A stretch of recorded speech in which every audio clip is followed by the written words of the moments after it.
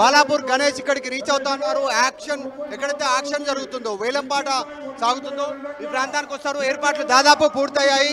పెద్ద ఎత్తున జనం వివిధ ప్రాంతాల నుంచి వచ్చారు. వాళ్ళంతా కూడా ఎదురు చూస్తూ ఉన్నారు. ఈసారి లడ్డు ఎవరికి దక్కుతుంది అనేటువంటిది ఆల్రెడీ 30 లక్షలు డిపాజిట్ చేసినటువంటి వాళ్ళంతా కూడా లడ్డు ఈసారి మాదే అనేటువంటి ఒక కాన్ఫిడెన్స్ తో వాళ్ళు ఉంటే చాలా మంది అసలు ఎవరికి దక్కుతుందో చూద్దామని వివిధ ప్రాంతాల నుంచి ఇక్కడికంతా చేరుకున్నారు. మొత్తం రాష్ట్ర వ్యాప్తంగా వైజాగ్, విజయవాడ, తర్వాత తెలంగాణలో ఉన్నటువంటి వివిధ ప్రాంతాల నుంచి కూడా జిల్లాల నుంచి కూడా ఇక్కడికి వచ్చినటువంటి సిచ్యువేషన్ ఉంది. సో కొద్దిసేపట్లోనే తేలిపోనుంది బాలాపూర్ లడ్డు ఎవరికి దక్కనుంది ఈసారి అనేటువంటిది.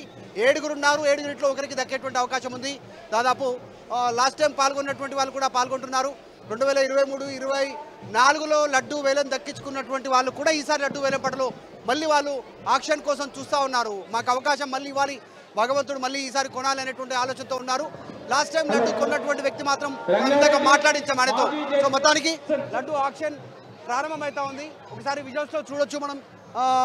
మన వీడియో జర్నలిస్ట్ గణేష్ లైవ్లో విజువల్స్ చూపిస్తూ ఉన్నారు.